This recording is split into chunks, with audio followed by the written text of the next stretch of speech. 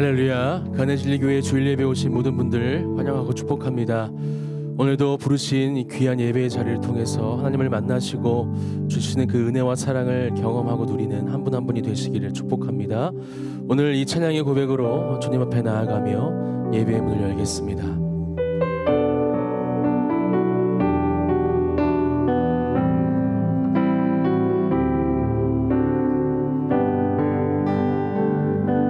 보소서 주님, 나의 마음은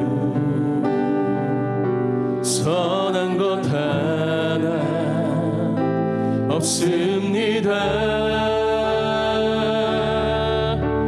그러나 내 모든 것 주께 드립니다.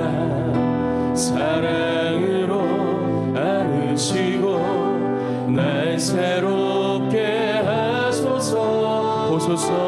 보소서 주님, 나의 마음은 선한 것 하나 없습니다. 그러나 내 모든 것 주께 드립니다. 사랑으로 안으시고 날 새롭게 하소서. 주님 마음 내게 주소서.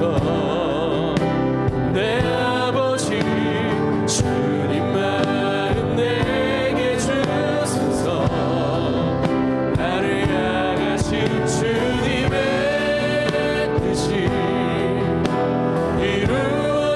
이루어지도록 주님 마음 내게 주소서. 우리 마음을 다해 한 번 더 고백하겠습니다. 보소서 주님, 나의 마음을 선한 것 하나 없습니다. 그러나 내 모든 것 주께 드립니다. 사랑으로 안으시고 날 새롭게 하소서. 주님 마음 내게 주소서. 주님 마음 내게 주소서. 내 아버지 주님 마음 내게 주소서. 나를 향하신 주님의 뜻이 이루어지도록 주님 마음 내게 주소서. 주님 마음 내게 주소서. 주님 마음 내게 주소서. 내 아버지 주님 마음 내게 주소서. 나를 향하신 주님의 뜻이 이루어지도록 주님 마음 내게 주소서. 내게 사랑을 가르치소서. 내게 사랑을 가르치소서. 당신의 마음으로 동서하게 하소서. 주의 성령 내게 채우사 주의 길 가게 하소서. 주님 당신 마음 주소서.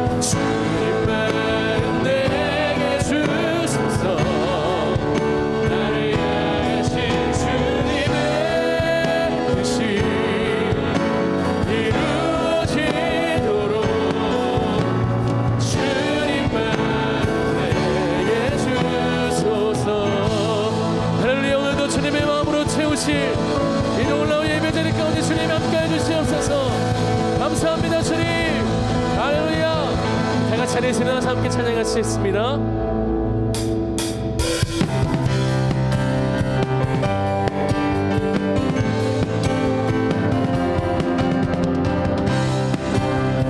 내 찬양으로 영광 받으실 주님을 찬양합니다. 거리마다 기쁨으로 거리마다 기쁨으로 춤을 추게 하시고 주의 백성 기도할 때 이 땅 회복하소서. 우리 한 번 더 거리마다 기쁨으로 거리마다 기쁨으로 춤을 추게 하시고 믿음으로 함께 고백하겠습니다. 주의 백성 기도할 때 이 땅 회복하소서. 이 땅 회복하소서. 아멘. 산 위에서 계곡까지 우리 찬양 울리네. 하늘에서 열방까지 우리 노래 가득하네. 아멘. 십자가 앞에 갈 때 십자가 앞에 갈 때 주의 빛 비추시고 우리 바다 덮음같이 우리 바다 덮음같이 주 영광 채우소서. 아멘. 하늘에서 계곡까지 우리 찬양 울리네.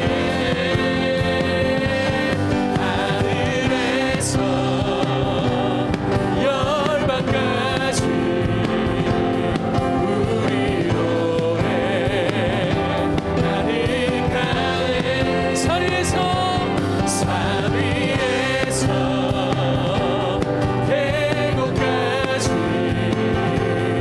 우리 찬양 울리네. 하늘에서 열방까지 우리 노래 가득하네. 영광 할렐루야. 영광 할렐루야. 예수의 그 피가 내게 승리 주네. 구원이 되시네. 영광 할렐루야. 예수의 이름이 능력되네. 소망이 되시네. 아멘. 성령여 임하소서. 성령이여 임하소서. 메마른 나의 심령 위에 주님의 은혜에 담비 내려 날 흠뻑쳐서 주옵소서. 아멘. 주의 권세 주의 능력 지금 이 시간 임하소서. 악한 권세 모두 흔들리고 주님 나라 임하소서.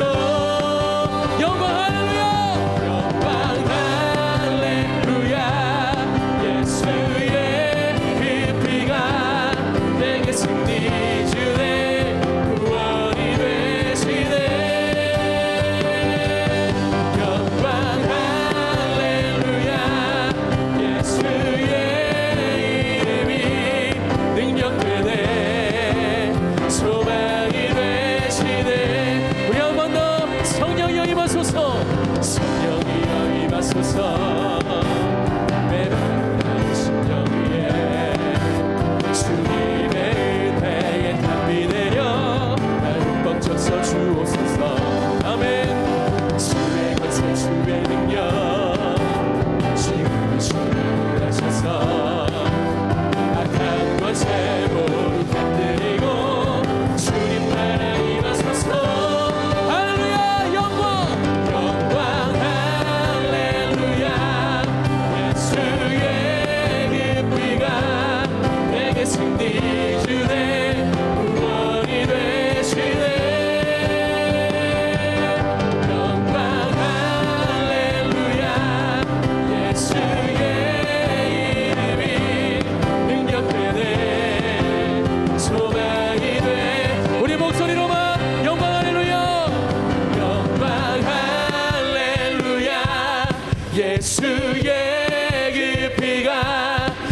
승리 주네 구원이 되시네 영광 할렐루야 예수의 이름이 능력되네 소망이 되시네 능력되네 소망이 돼 한 번 더 믿음으로 능력되네 소망이 되시네 우리의 능력이시며 소망이 되시는 주님을 찬양합니다. 할렐루야. 네 감사합니다. 주님 자리에 앉으셔도 좋습니다.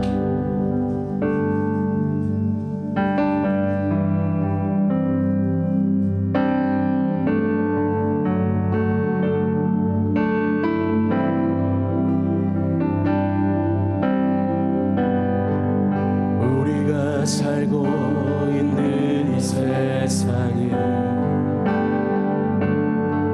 주님의 손길 안 닿은 곳 없네 주님의 말씀을 갈망하는 우리에게 하늘의 비밀 알려주시네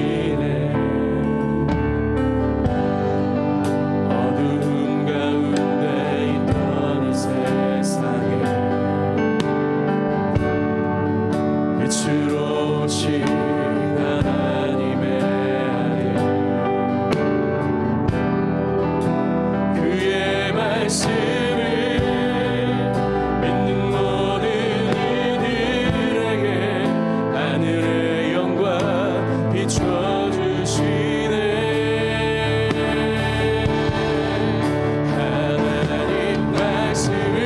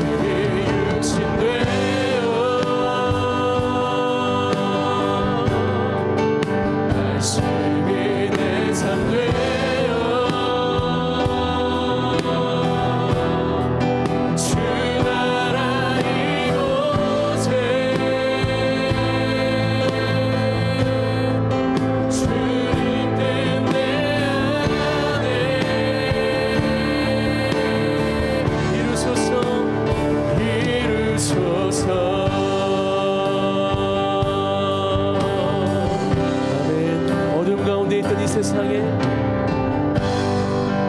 어두운 가운데 있던 이 세상에 빛으로 오신 하나님의 아들 그의 말씀을 믿는 모든 이들에게 하늘의 영광 비춰주시네 주님 오늘 그렇게 역사하십시오. 하나님 말씀으로 아버지 마음으로 나 달려갑니다.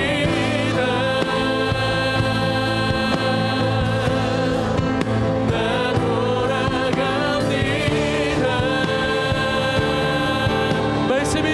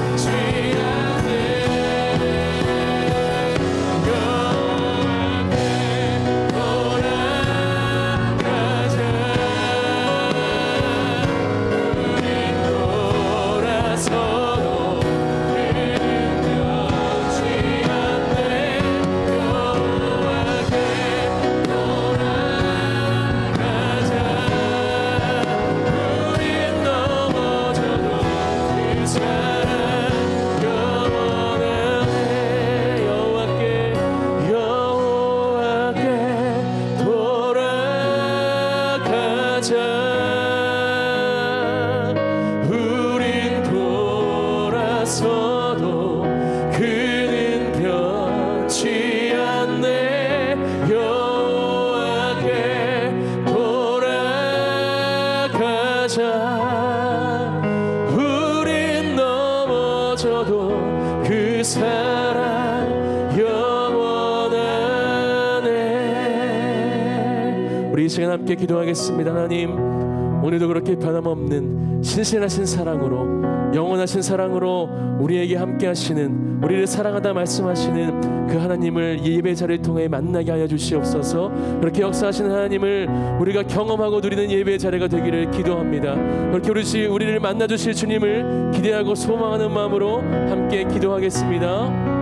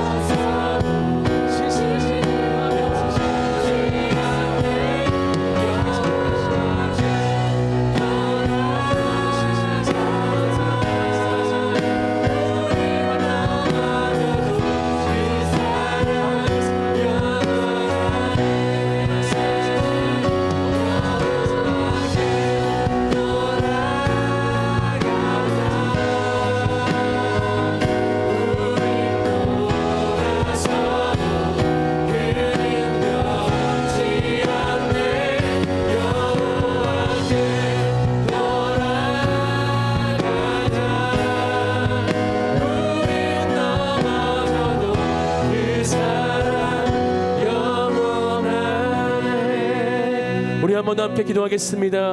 오늘도 우리에게 선포되어질 하나님의 말씀을 위해서 이 시간 함께 기도하겠습니다. 또 그 말씀을 선포해 주실 우리 사랑하는 이태 목사님을 위해서 함께 기도하겠습니다. 하나님 능력의 말씀, 그 진리의 말씀, 생명의 말씀이 이 시간 우리에게 들려질 때 우리의 마음에 깊이 새기게 하시고 그 말씀을 붙잡고 승리하는 삶을 살아가게 하여 주시옵소서. 하나님, 선포되어지는 그 말씀을 통해 모든 악한 영들은 떠나가게 하여 주시옵시고 거룩하신 진리의 영이 하나님께서 말씀하시고자 하는 그 말씀을 통하여 우리의 심령 가운데 충만케 하여 주시옵소서. 또 말씀을 전하시는 목사님 능력 오른팔로 붙잡아 주십시오. 방경케 하여 주십시오.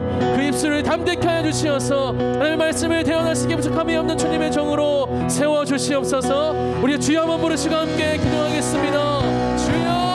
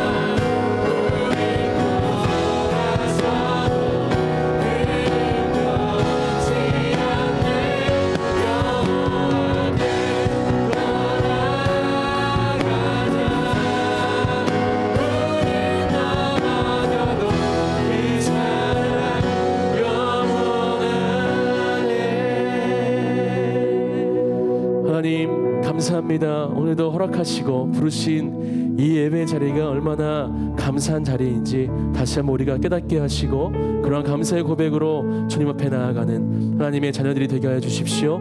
하나님 전심으로 주님을 예배하는 하나님의 자녀들이 되게 하여 주시옵소서. 오늘도 온 우주 만물을 창조하신 하나님, 이 땅을 다스리시며 통치하시는 또 주님께서 허락하신 이 예배 자리 가운데 함께 하시는 주님을 찬양하며 주님 앞에 나아갑니다. 모든 것 주님께 맡겨드리며 감사드리며 예수님의 이름으로 기도드립니다. 아멘. 우리 다 같이 자리에서 일어나서 찬양으로 주님 앞에 나아가겠습니다.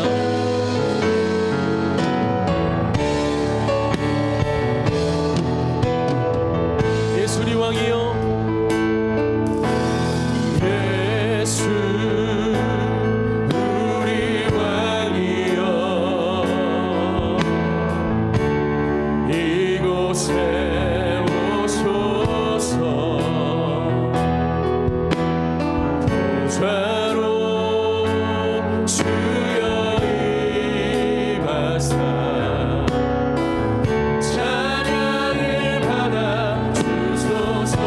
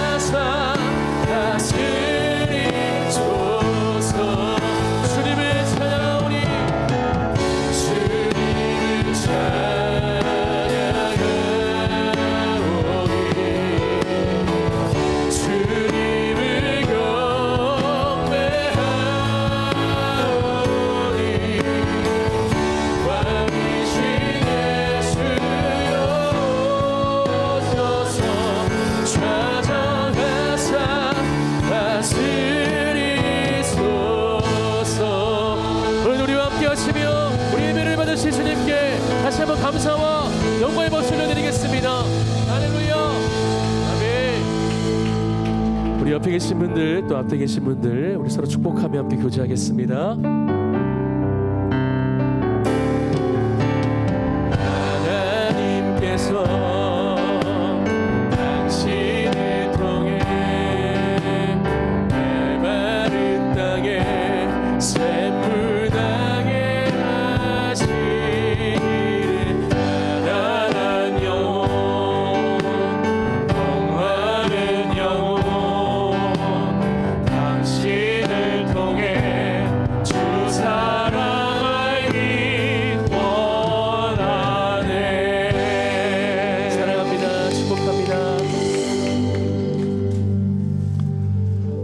우리 그 안에 진리교회 주일 예배 오신 여러분들 축복하고 환영합니다. 오늘도 하나님의 은혜가 넘치는 그런 복된 주일 예배, 천국 복음 잔치가 되어지는 예배가 되기를 예수님의 이름으로 축복합니다.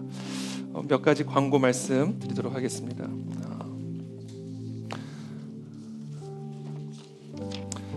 다음 주 주일 예배는 조금 시간을 다시금 좀 복귀할 예정을 가지고 있습니다. 그래서 저희가 주중에 최종적으로 여러 상황들을 확정을 해서 다시 한번 문자로 공지를 해드리도록 그렇게 하겠습니다. 그동안 새벽에 주일 예배 오시느라고 정말 수고 많으셨는데 우리 서로에게 축복과 격려의 박수로 함께 해주시면 좋겠습니다.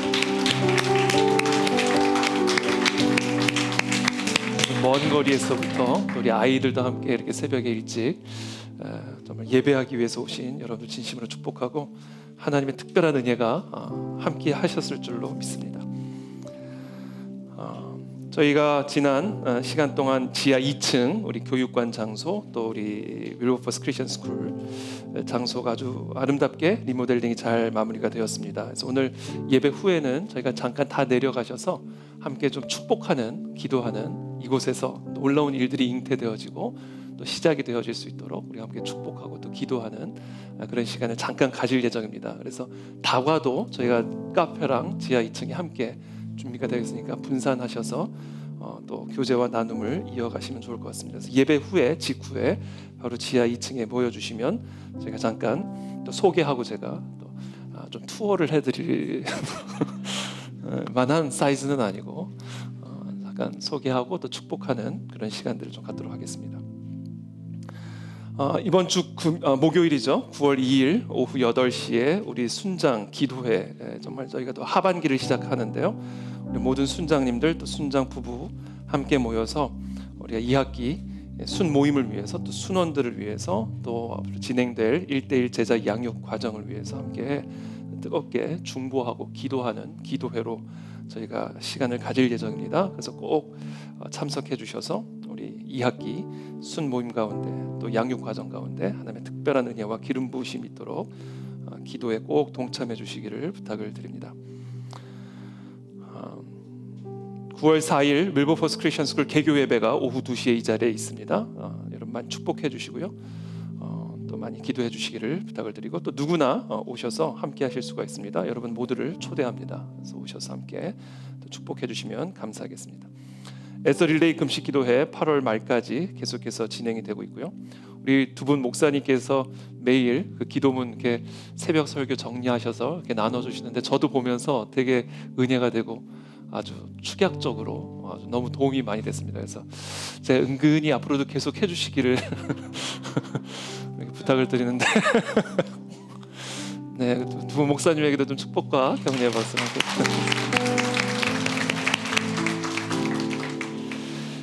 네, 새가족 교육이 이제 9월 5일부터 이제 새롭게 시작이 됩니다. 지하 2층 교육관 1번 클래스룸에서 이제 조금 바뀌었습니다. 1번 클래스룸입니다. 1번 클래스룸에서 우리 제자 새가족 교육안대 새가족 교육 과정이 진행이 될 예정입니다.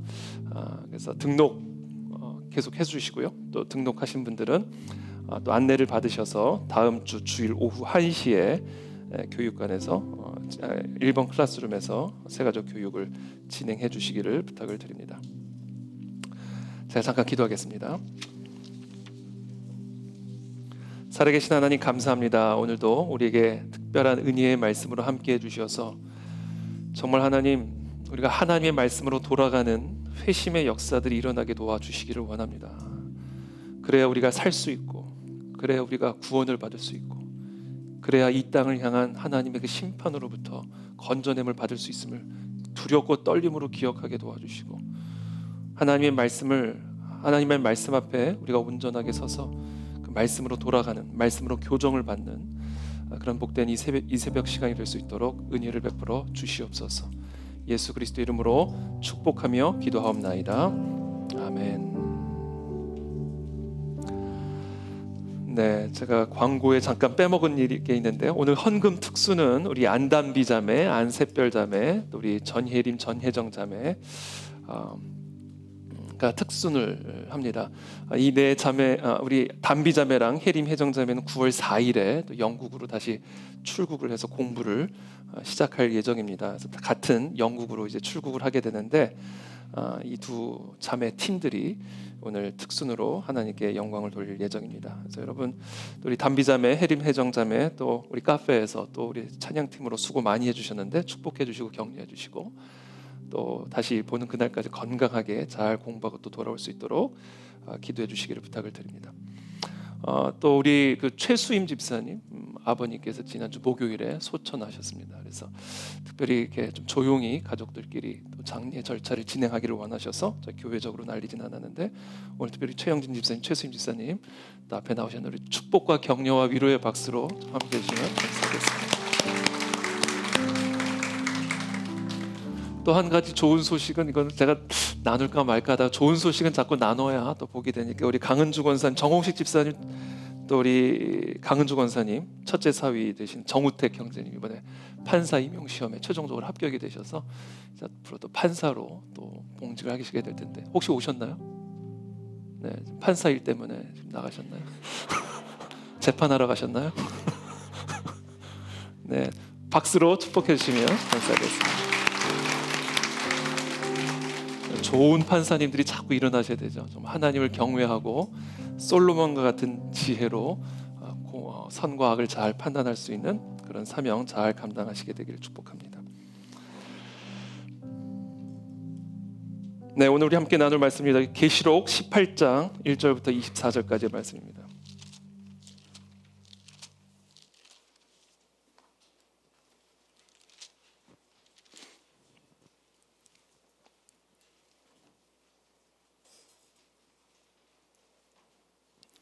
계시록 18장 1절부터 24절까지 우리 한 절씩 저 여러분들이 교독하겠습니다. 저부터 읽겠습니다. 이 일 후에 다른 천사가 하늘에서 내려오는 것을 보니 큰 권세를 가졌는데 그의 영광으로 땅이 환하여지더라. 큰 성 바벨론이여, 귀신의 처소와 각종 더러운 영이 모이는 곳과 각종 더럽고 가증한 새들이 모이는 곳이 되었도다. 그 음행의 진노의 포도주로 말미암아 만국이 무너졌으며 또 땅의 왕들이 그와 더불어 음행하였으며 땅의 상인들도 그 사치의 세력으로 치부하였도다 하더라. 또 내가 들으니 하늘로부터 다른 음성이 나서 이르되, 내 백성아 거기서 나와 그의 죄에 참여하지 말고 그가 받을 재앙들을 받지 말라. 그의 죄는 하늘에 사무쳤으며 하나님은 그의 불의한 일을 기억하신지라. 그가 준 그대로 그에게 주고 그의 행위대로 갑절을 갚아주고 그가 섞은 잔에도 갑절이나 섞어 그에게 주라. 그가 얼마나 자기를 영화롭게 하였으며 사치하였든지 그만큼 고통과 애통함으로 갚아주라. 그가 마음에 말하기를 나는 여왕으로 앉은 자요 과부가 아니라 결단코 애통함을 당하지 아니하리라 하니, 그러므로 하루 동안에 그 재앙들이 이르리 곧 사망과 애통함과 흉년이 그가 또한 불에 살라지리니 그를 심판하시는 주 하나님은 강하신 자이시. 그와 함께 음행하고 사치하던 땅의 왕들이 그가 불타는 연기를 보고 위하여 울고 가슴을 치며 그의 고통을 무서워하여 멀리 서서 이르되, 화 있도다 큰 성 견고한 성 바벨론이여, 한 시간에 내 심판이 이르렀다 하리로다. 땅의 상인들이 그를 위하여 울고 애통하는 것은 다시 그들의 상품을 사는 자가 없음이라. 그 상품은 금과 은과 보석과 진주와 세마포와 자주 옷감과 비단과 붉은 옷감이요 각종 향목과 각종 상아 그릇이요 값진 나무와 구리와 철과 대리석으로 만든 각종 그릇이요 계피와 향료와 향과 향유와 유향과 포도주와 감람유와 고운 밀가루와 미리요 소와 양과 말과 수레와 종들과 사람의 영혼들이라. 바벨로나 내 영혼이 탐하던 과일이 내게서 떠났으며 마시는 것들과 빛난 것들이 다 없어졌으니 사람들이 결코 이것들을 다시 보지 못하리로다. 바벨론으로 말미암아 치부한 이 상품의 상인들이 그의 고통을 무서워하여 멀리 서서 울고 애통하여 이르되 화 있도다 화 있도다 큰 성이여 세마포 옷과 자주 옷과 붉은 옷을 입고 금과 보석과 진주로 꾸민 것이다. 그러한 부가 한 시간에 망하였도다. 모든 선장과 각처를 다니는 선객들과 선원들과 바다에서 일하는 자들이 멀리 서서 그가 불타는 연기를 보고 외쳐 이르되 이 큰 성과 같은 성이 어디 있느냐 하며 티끌을 자기 머리에 뿌리고 울며 애통하여 외쳐 이르되 화 있도다 화 있도다 이 큰 성이여 바다에서 배 부리는 모든 자들아 너의 보배로운 상품으로 치부하였더니 한 시간에 망하였도다. 그로 말미암아 즐거워라. 하나님이 너희를 위하여 그에게 심판을 행하셨음이라 하더라. 이에 한 힘센 천사가 큰 맷돌 같은 돌을 들어 바다에 던져 이르되 큰 성 바벨론이 이같이 비참하게 던져져 결코 다시 보이지 아니하리로다. 또 검은 고 타는 자와 풍류하는 숭소 부는 자와 나팔 부는 자들의 소리가 결코 다시 내 안에서 들리지 아니하. 어떠한 새 공업자든지 결코 다시 내 안에서 보이지 아니하. 또 맷돌 소리가 결코 다시 내 안에서 들리지 아니하고 등불빛이 결코 다시 내 안에서 비치지 아니하고 신랑과 신부의 음성이 결코 다시 네 안에서 들리지 아니하리로다. 너의 상인들은 땅의 왕족들이라. 네 복술로 말미암아 만국이 미혹되었도다. 선지자들과 성도들과 및 땅 위에서 죽임을 당한 모든 자의 피가 그 성 중에서 발견되었느니라 하더라. 아멘. 네, 오늘은 계시록 18장의 말씀입니다. 벌써 우리가 이제 18장을 오늘 나누게 되고요. 이제 22장까지 이제 계시록인데 생각보다 좀 빨리 이제 끝나게 될 것 같습니다. 그래서 아마 한두 달 내로는 이제 끝나게 될 것으로 예상이 됩니다. 사실 쉽지 않은 책인데 끝까지 이렇게 잘 또 경청해 주시고 또 잘 또 이해해 주시고 따라와 주셔서 감사를 드립니다. 또 어떤 분들은 특별히 이제 교회 생활을 처음 하시는 분들, 또 성경을 아직은 잘 익숙하게 보지 못하시는 분들은 조금 어려운 그런 본문들이기도 했지만, 그러나 그와 상관없이 또 하나님의 은혜와 역사가 또 우리들의 심령 속에서 함께 하셨으리라 믿습니다. 오늘은 25번째 말씀입니다. 큰 성 바벨론에서 나오라 라는 제목을 가지고 함께 말씀 나누겠습니다. 계시록 18장은 17장과 함께 바벨론의 멸망에 대해서 다루고 있습니다. 17장에서는 음녀와 바벨론으로 상징되어지는 로마 제국의 자기 파괴적인 그런 모습을 다루고 있다면, 계시록 18장은 로마 제국의 멸망의 원인, 그리고 그 로마 제국의 멸망으로 인한 세상 사람들의 통곡과 애가를 함께 다루고 있습니다. 특별히 로마의 패망으로 인한 세상 사람들의 통곡과 애가는 이 세상에서 살아가는 그리스도인들이 그들의 소망과 기대를 이 세상에 두지 말고 오직 하나님의 나라에만 두어야 함을 아주 강력하게 역설을 하고 있습니다. 그래서 오늘 이 본문을 통해서 우리는 무엇을 들어야 하냐면, 물론 하나님의 메시지를 듣지만 무엇보다 우리가 들어야 할 소리는 세상 사람들의 통곡과 애곡 소리입니다. 이 통곡과 애곡 소리가 우리로 하여금 정신을 차리게 만드는 그런 은혜가 오늘 이 새벽에 있게 되기를 예수님의 이름으로 축복합니다. 먼저 하늘에서 한 천사가 내려와 로마의 운명에 대해서 다음과 같이 선언합니다. 이 일 후에 다른 천사가 하늘에서 내려오는 것을 보니 큰 권세를 가졌는데 그의 영광으로 땅이 환하여지더라. 힘찬 음성으로 외쳐 이르되 무너졌도다 무너졌도다 큰 성 바벨론이여, 귀신의 처소와 각종 더러운 영이 모이는 곳과 각종 더럽고 가증한 새들이 모이는 곳이 되었도다.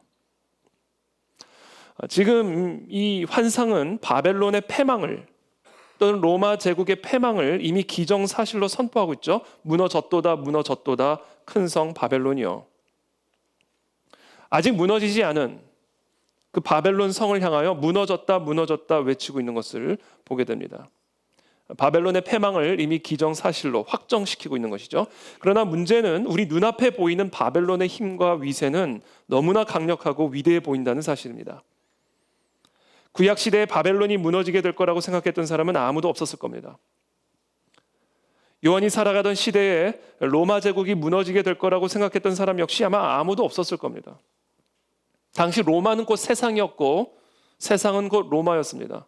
그래서 로마 사람들은 지중해를 우리 바다 이렇게 불렀죠. 왜냐하면 그 지중해를 둘러싸고 있는 모든 영토가 다 로마 제국의 영토였기 때문에 지중해 바다가 우리 바다였던 그런 나라가 바로 로마 제국이었습니다. 그런 로마가 무너질 거라고 생각했던 사람은 아무도 없었습니다. 지금 우리가 살아가고 있는 이 세상도 마찬가지입니다. 성경의 예언을 비웃기라도 하듯이 이 세상의 과학기술과 인간 문명의 바벨탑은 하늘 높은 줄을 모르고 솟아오르고 있습니다. 이렇게 위대하고 매력적인 세상이 무너지게 될 것이라니 성경의 예언이 솔직히 잘 실감이 나지 않습니다. 그래서인지는 몰라도 세상은 여전히 우리에게 너무나 매력적인 곳입니다. 세상은 여전히 우리의 안전과 풍요를 보장해 줄 것처럼 보입니다. 그래서 우리는 세상을 따라가지 않을 수 없고 세상을 의지하지 않을 수 없고 세상을 사랑하지 않을 수 없어 보입니다. 세상에서 살아가기 위해서는 세상의 가르침과 타협하고 세상의 권력 앞에 무릎을 꿇어야 할 것처럼 보입니다. 그러나 요한은 오늘 우리 모두에게 경고합니다. 4절의 말씀이죠. 또 내가 들으니 하늘로부터 다른 음성이 나서 이르되 내 백성아 거기서 나와 그의 죄에 참여하지 말고 그가 받을 재앙들을 받지 말라. 이와 같은 경고를 진지하게 받아들이시는 저와 여러분들이 되시기를 축복합니다. 이와 같은 경고를 진지하게 받아들이기 위해서는 바벨론이 앞으로 망하게 될 것이라는 사실을 아는 것만으로는 부족합니다. 바벨론이 왜 망할 수밖에 없는지를 제대로 볼 수 있어야 됩니다. 그래야 우리도 바벨론의 패망을 기정사실로 확신할 수가 있고, 그래야 바벨론의 위협과 또는 바벨론의 미혹 앞에 더 이상 무릎 꿇지 않는 하나님의 14만 4천이 끝까지 될 수가 있다라는 사실이죠. 자, 그렇다면 큰 성 바벨론은 왜 무너질 수밖에 없었는가? 이것이 오늘 여러분들과 함께 나누고자 하는 오늘 설교의 주제입니다. 큰 성 바벨론은 왜 무너질 수밖에 없었는가? 그 이유는 그 속에 더러운 귀신이 살고 있었기 때문에 그렇습니다. 이 세상은 각종 더러운 영이 모여 살고 있는 귀신의 집입니다. 그것을 예수님의 광야 신구식이 우리에게 보여주죠. 공생애를 앞두고 예수님은 성령에게 이끌려서 광야에 사탄에게 시험을 받으러 가시죠. 그때 사탄이 뭐라고 이야기합니까? 마지막 세 번째 시험에 내 앞에 경배를 하면 천하만국의 영광을 네게 주리라. 이 큰 성 바벨론이 무너질 수밖에 없는 이유는 그 속에 더러운 귀신이 살고 있기 때문에 그렇습니다. 그것을 2절에서 말씀하시죠. 힘찬 음성으로 외쳐 이르되 무너졌도다 무너졌도다 큰 성 바벨론이여 귀신의 처소와 각종 더러운 영이 모이는 곳과 각종 더럽고 가증한 새들이 모이는 곳이 되었도다. 무너지고 나니까 뭐만 보여요? 귀신의 집만 보이는 겁니다. 알고 봤더니 바벨론의 집이 휘황찬란한 화려한 부유한 풍요로운 그런 땅으로만 생각했더니 알고 보니 그게 다 무너지고 보니까 귀신의 집만 남아있는 거예요. 알고 봤더니 바벨론이 귀신의 집이었어요. 큰 성 바벨론이 무너질 수밖에 없었던 이유, 그 화려한 나라가, 그 화려한 제국이, 그 부유하고 강력한 제국이 무너져 내릴 수밖에 없는 이유는 그 속에 들여다보니까 그 속이 귀신의 집이에요. 그래서 하나님의 심판을 받아 무너질 수밖에 없는 겁니다. 그게 보여야 이 세상에 마음을 두고 살면 안 되겠구나. 그것을 알아야 왜 하나님이 거기서 나와라. 그래서 그들과 함께 심판을 받지 말라라고 호소하고 계시는지를 알 수가 있게 된다라는 거예요. 여러분, 우리가 살아가고 있는 이 세상은 귀신의 집입니다. 몽골 울란바토르 갔을 때 거기 울란바토르 사람들이 섬기는 신전을 제가 방문한 일이 있습니다. 일본에 방문했을 때 그 일본의 많은 신전을 방문한 일이 있습니다. 인도에 갔을 때 인도의 다신교 템플에 가본 적이 있습니다. 그곳에 가면 여러분도 가보신 분들도 아시겠지만 귀신이 득실득실거리는 게 느껴져요. 막 귀신이 말을 거는 것 같아요. 과장해서 귀신이 득실득실거리는 게 느껴집니다. 당연하죠. 귀신들이 살고 있는 귀신의 집이기 때문에 그렇습니다. 그런데 제가 그 몽골 울란바토르 신전에서 만났던 그 귀신, 일본의 신전, 다신교, 인도의 다신교 템플에서 느꼈던 그 귀신을 제가 또 어디서 만나는지 아세요? 동일하게 뉴욕의 월스트리트에서 만났습니다. 세계 최고의 패션 도시라고 하는 프랑스 파리에 방문했을 때 동일하게 만났습니다. 세계적인 대학과 지성인들이 모여 살고 있다고 하는 미국 보스턴에 갔을 때 얼마나 지적이고 세련된 귀신의 영들이 모여 살고 있는지를 동일하게 느꼈고 보았습니다. 하와이? 말할 것도 없습니다. 물론 지금 우리가 예배를 드리고 있는 이 한국 땅도 마찬가지입니다. 제가 한번 신당동에 떡볶이집을 찾아갔는데 갑자기 떡볶이 먹고 싶으시죠? 오늘 아침에 떡볶이라고. 신당동이 신당이죠. 신당. 귀신의 당. 신당들이 많아서 신당동이었다고 그러더라고요. 떡볶이집을 잘못 찾아가가지고요. 길을 잘못 들어가지고 어떤 골목으로 들어갔는데 점집이 그냥 츠비하게. 점집에는 꼭 홍등가들이 또 같이 있잖아요. 야, 난 신당동 하면 떡볶이집만 생각을 했지. 신당동만 그런가요? 화려한 빌딩으로 가득한 강남 땅, 서초동 땅은 어떻습니까? 여러분, 우리가 살아가고 있는 이 온 세상이 다 귀신의 집이에요. 예외가 없습니다. 그러므로 이 세상에서의 삶은 삶 그 자체가 영적 전쟁입니다. 귀신의 집에서 살고 있기 때문에 그렇습니다. 우리 모두는 아침마다 귀신의 집으로 출근하고 있고 귀신의 집으로 등교하고 있습니다. 그래서 이 세상에 살아가는 우리 모두는 영적인 군사가 되어야만 하는 겁니다. 왜냐하면 우리가 살아가는 이 온 세상이 다 귀신의 집이기 때문에 그래요. 그래서 이 세상에서의 삶은 삶 자체가 영적 전쟁입니다. 우리 그리스도인들에게 있어서. 귀신의 집에서 살고 있기 때문에 그래요.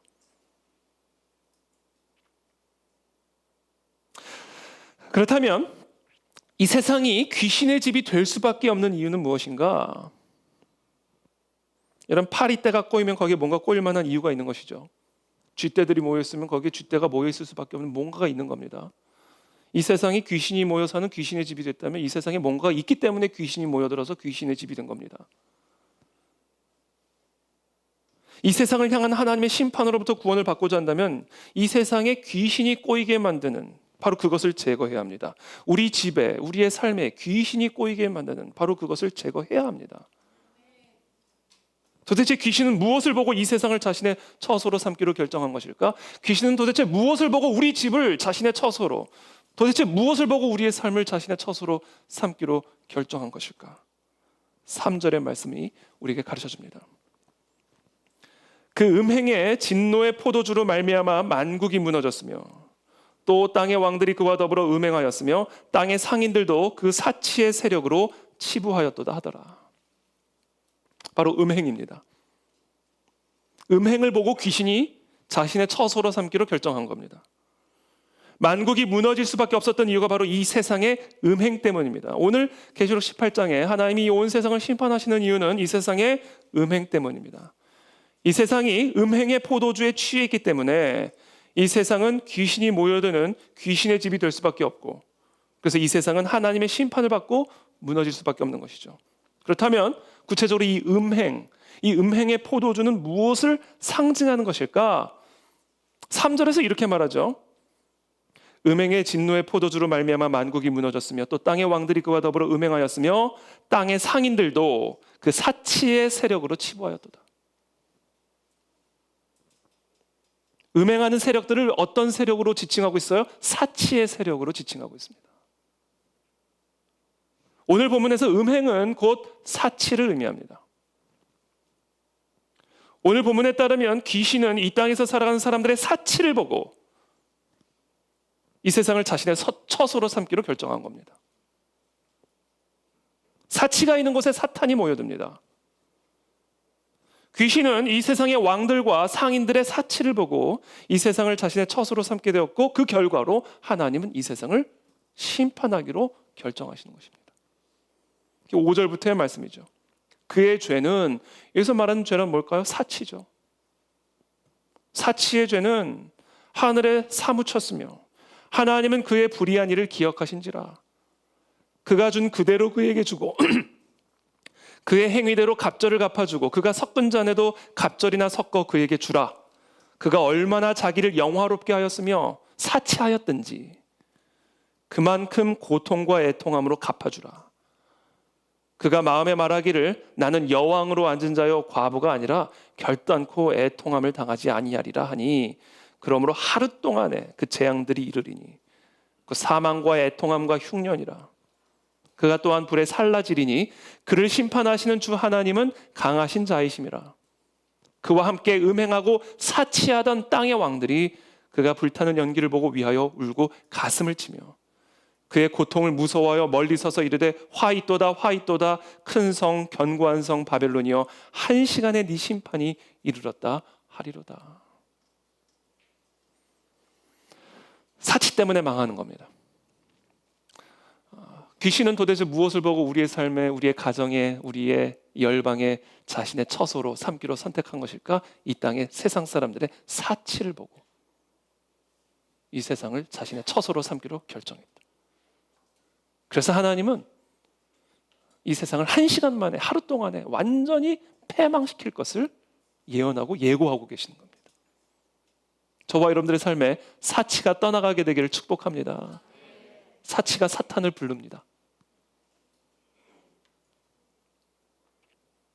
지난주에 저는 큰 성 바벨론을 상징하는 음녀를 이 세상을 지배하고 있는 경제 시스템 또는 경제 이데올로기로 해석했습니다. 특별히 사회주의 이데올로기는 사나운 짐승 위에 올라탄 음녀의 미혹이며 마지막 때 교회와 성도는 이 음녀의 미혹에 빠져들지 않도록, 그래서 이 짐승의 이빨에 물리지 않도록 각별히 주의하고 깨어 있어야 한다는 말씀을 드리면서, 만약에 우리나라가 사회주의 국가가 된다면 그것은 분명히 하나님의 심판이라고 말씀을 드렸습니다. 그리고 그와 같은 이해를 돕기 위해서 제가 책 한 권을 소개해드렸죠. 예수는 사회주의자였을까? 제가 오늘 소개해드리고 싶은 책은 아직 출간되지는 않았지만, 그리고 아직 출간될 예정도 없지만, 예수는 사회주의자였을까에 이어서 후속 시리즈로 꼭 출간되어야 한다고 생각하는 책입니다. 그 책의 제목은 바로 예수는 자본주의자였을까?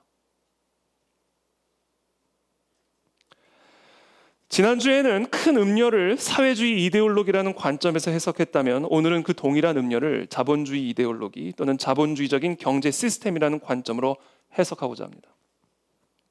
그와 같은 해석을 뒷받침하는 근거는 18장 9절부터 19절까지에 기록된 상인들과 뱃사람들의 애가입니다. 9절부터 한번 제가 쭉 읽어드릴게요. 그와 함께 음행하고 사치하던 땅의 왕들이 그가 불타는 연기를 보고 위하여 울고 가슴을 치며 그의 고통을 무서워하여 멀리 서서 이르되 화이또다 화이또다 큰 성 견고한 성 바벨론이여 한 시간에 네 심판이 이르렀다 하리로다. 땅의 상인들이 그를 위하여 울고 애통하는 것은 다시 그들의 상품을 사는 자가 없습니다. 그 상품은 금과 은과 보석과 진주와 세마포와 자주 옷감과 비단과 붉은 옷감이요 각종 향목과 각종 상아 그릇이요 값진 나무와 구리와 철과 대리석으로 만든 각종 그릇이요 계피와 향료와 향과 향유와 유향과 포도주와 감람유와 고운 밀가루와 밀이요 소와 양과 말과 수레와 종들과 사람의 영혼들이라. 바벨론아, 네 영혼이 탐하던 과일이 네게서 떠났으며 맛있는 것들과 빛난 것들이 다 없어졌으니 사람들이 결코 이것들을 다시 보지 못하리로다.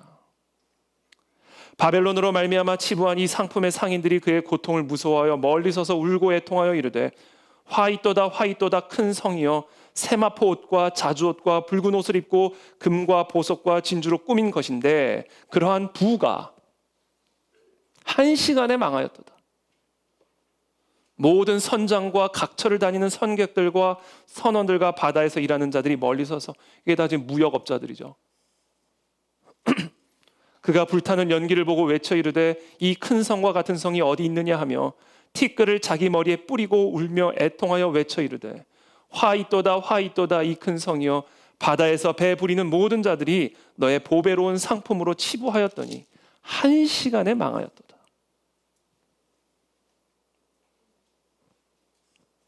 이 세상을 향한 하나님의 심판은 역사적으로 유례가 없는 경제적인 대공황의 형태로 임하게 될 것임을 보여주고 있습니다. 자본주의 시스템의 완전한 붕괴죠. 시장에 가면 얼마든지 먹을 수 있었던 과일이 다 사라지게 될 것이다.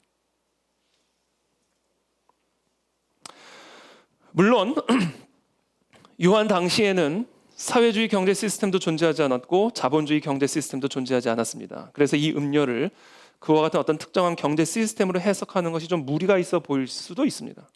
그럼에도 불구하고 해 아래 새 것이 없다라는 관점에서 본다면 자본주의든 사회주의든 바벨론 제국이든 로마 제국이든 아니면 현대 사회든 다를 것은 하나도 없습니다. 특별히 계시록 17장, 18장이 우리에게 보여주고 있는 이 세상을 향한 하나님의 심판의 이유는 이 세상이 부요함과 사치라고 하는 음행의 포도주에 취해 있기 때문이에요. 예수님은 분명히 경고하셨죠. 하나님과 재물을 겸하여 섬길 수 없다. 사도 바울도 분명히 경고하셨습니다. 돈을 사랑하는 것이 만악의 뿌리다. 사회주의는 인간의 시기심을 자극하여 증오를 창조하지만 자본주의는 인간의 탐심을 자극하여 욕구를 창조합니다. 이 두 경제 시스템은 서로 다른 방법론을 가지고는 있지만 전부 다 돈을 숭배하는 세계관이요, 돈을 숭배하게 하는 세계관입니다. 그런 의미에서 사회주의 이데올로기나 자본주의 이데올로기 모두 땅의 왕들과 백성들로 하여금 음행의 포도주에 취하게 만드는 음료의 실체로 해석할 수 있다는 것이죠. 그래서인지 사회주의든 자본주의든 그 사회는 결국 교회를 핍박하고 성도들을 핍박하게 되어 있습니다. 왜냐하면 그것의 실체가 음료이요 사탄이기 때문에 그렇습니다. 그것이 18장 20절부터 쭉 설명이 되죠. 하늘과 성도들과 사도들과 선지자들아, 그로 말미암아 즐거워하라. 하나님이 너희를 위하여 그에게 심판을 행하셨음이라 하더라. 자, 이 모든 이 세상에 대한, 이 부에 대한, 부자들에 대한 심판, 이 경제 대공황을 통한 이 심판이 성도들을 위한 것임을 말씀하고 계시죠. 그것은 바로 이와 같은 부, 자본주의 이데올로기, 배후에 있는 이 사탄마귀의 실체가 분명히 존재하고 있음을, 돈을 숭배하고 또 돈을 숭배하게 하는, 그래서 음행을 하게 하는 이 사탄마귀의 실체, 영적인 실체가 바로 이 안에 있음을 우리에게 암시하고 있는 겁니다.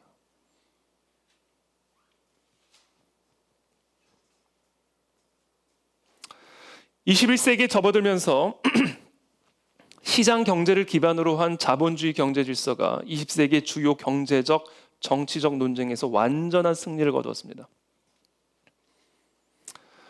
공산주의의 사유재산 폐지와 정부 주도의 계획 경제는 소수의 권력자들에게만 부를 가져다 주었을 뿐이지 그들을 제외한 모든 국민들을 다 가난하게 만들었습니다. 하지만 시장 경제는 엄청난 부를 창출함으로써 많은 나라들을 가난에서 탈출하게 만들었죠. 특별히 아시아의 많은 가난한 나라가 시장 경제를 채택했고 그 결과 놀라운 경제적인 성공, 부를 창출하게 되었습니다. 그 대표적인 예가 바로 대한민국이고, 그리고 가장 반대가 되는 대표적인 예가 북한입니다. 제가 만약에 사회주의와 자본주의 중 하나만을 선택해야 한다면 저는 당연히 시장 경제를 기반으로 한 자본주의 체제를 선택할 겁니다. 저는 시장 경제주의자고 자유민주주의자입니다. 하지만 그렇다고 해서 성경이 시장 경제를 명령하고 있다는 의미는 아니에요. 오늘날의 시장 경제 체제가 지니고 있는 문제점과 불이함을 우리가 무시해도 된다는 의미는 더더욱 아니에요. 오늘날의 시장 경제가 작동되고 있는 방식을 있는 그대로 평가한다면 누구나 그 위험성을 무시할 수 없을 겁니다. 물질 만능주의와 소비주의, 사치, 성경적 윤리관의 붕괴, 가정 파괴, 날마다 뉴스 첫머리에 등장하고 있는 기업의 인수 합병 소식은 세계의 경제력이 소수의 부자들에게 중앙 집중화되고 있음을 보여주고 있고, 그만큼 우리의 밥그릇이 소수의 슈퍼 리치들의 손에 의존되어지고 있고 그들의 손에 달려 있음을 우리들에게 보여주고 있는 것이죠. 회사 이름은 다른데 주인이 같아. 그런 거죠.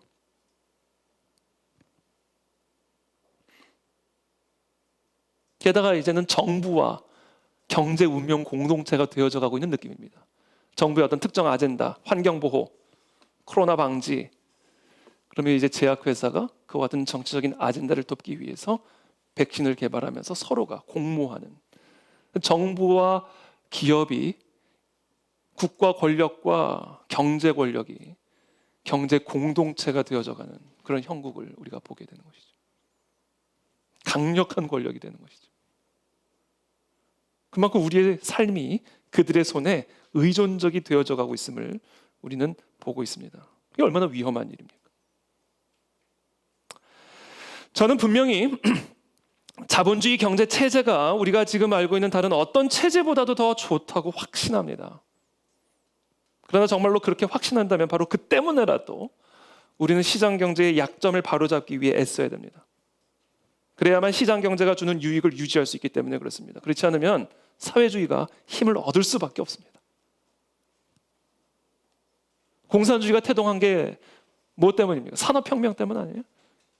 산업혁명을 통해서 어마어마한 부를 창출했지만 그 부를 창출함과 동시에 소외된 소외계층이 그들의 마음 안에 분노와 증오가 잉태되면서 공산주의 사상이 싹트게 된 것 아니겠습니까? 자본주의에 대한 무한적인 신뢰와 맹목적인 추종만으로는 자본주의를 지켜낼 수가 없습니다. 우리 사회에 불어닥치고 있는 이 사회주의 광풍은 우리가 자본주의의 약점을 정직하게 인정하고 그 약점을 보완하기 위해 노력하지 않은 결과이기도 하다는 사실을 우리가 겸손하게 인정해야 됩니다. 만약 우리가 자본주의가 가져다준 부유에 취해서 가난하고 소외된 계층을 돌보고 구제하는 일을 등한시한다면 우리는 어떻게 될까? 하나님의 심판을 받게 될 겁니다.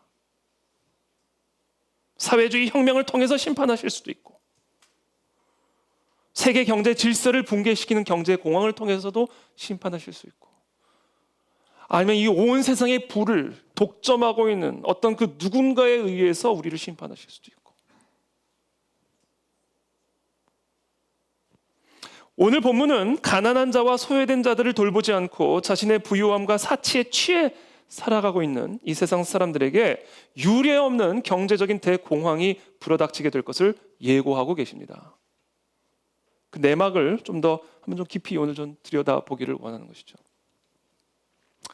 아까도 말씀드렸지만 사회주의는 분노를 창조하라 말합니다. 그러나 자본주의는 욕구를 창조하라 말하죠.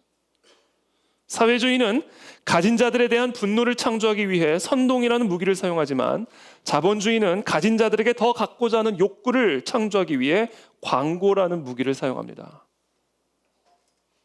광고의 1차적인 목적은 정보를 제공하는 게 아니라 욕구를 창출하는 겁니다. 홈쇼핑 프로 한식 한번 보면 없던 욕구도 막 살아납니다. 그래서 광고주들은 우리 모든 인간들이 갖고 있는 이 내면의 강력한 갈망과 갈증을 깊이 파고 들어갑니다. 되게 영적이죠.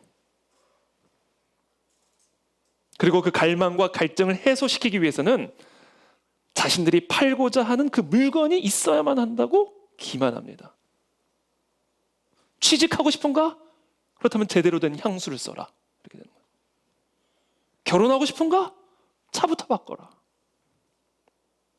우리를 두통에서 건져내주는 구원자는 하나님이 아니에요. 펜젤이지. 돈이 필요할 때 우리의 필요를 공급해주는 분은 하나님이 아닙니다. 하나은행입니다.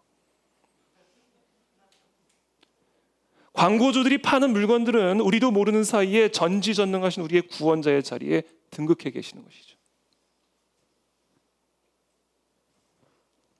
18장 7절에 보면 그런 아주 교만한 모습, 하나님의 자리, 구원자의 자리, 메시아의 자리에 등극한 이 세상의 모습을 우리에게 보여주죠. 그가 얼마나 자기를 영화롭게 하였으며 7절에 사치하였든지 그만큼 고통과 애통함으로 갚아주라. 그가 마음에 말하기를 나는 여왕으로 앉은 자요 과부가 아니라 결단코 애통함을 당하지 아니하리라.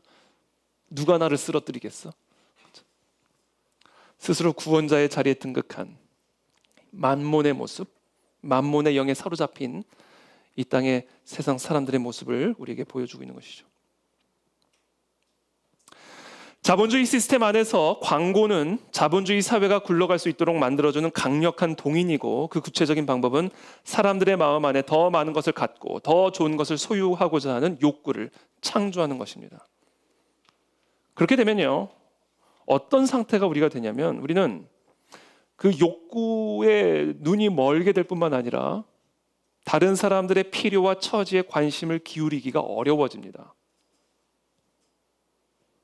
아까도 말씀드렸지만 홈쇼핑 한번 보고 나면 세상에서 가장 큰 필요가 있는 사람은 언제나 항상 나 자신이 됩니다. 그와 같은 사람들의 눈에 가난하고 소외된 자들이 들어올 리가 만무합니다. 심정적으로는 딱하게 생각할 수는 있어요. 그러나 현실적으로는 내가 이 세상 그 누구보다도 더 딱한 존재가 항상 되어 있습니다. 한마디로 사람들의 마음 안에 욕구를 창조하여 굴러가게 하는 이 자본주의 시스템은 나 자신의 욕구와 나 자신의 필요만을 보게 할 뿐이지 내 옆에 가난하고 소외된 자들에 대해서는 눈이 멀게 만들어버리는 것이죠. 그래서 그들의 사치가 불의한 일이 되는 겁니다. 그래서 그 사치 때문에 귀신이 있고 있는 것이고 하나님의 심판이 임할 수밖에 없는 것이죠. 배고픈 자를 먹이는 일보다 당장 내 차를 바꾸는 일이 언제나 더 우선시됩니다. 그 사람이 특별히 나빠서가 아니에요. 눈이 멀어 있기 때문에 그런 거예요. 남의 필요를 채우기보다 당장 내 필요를 채우는 일이 항상 우선시됩니다. 그 사람이 특별히 못된 사람이어서가 아니에요. 자본주의 시스템 안에서는 우리가 그렇게 눈이 멀게 된다.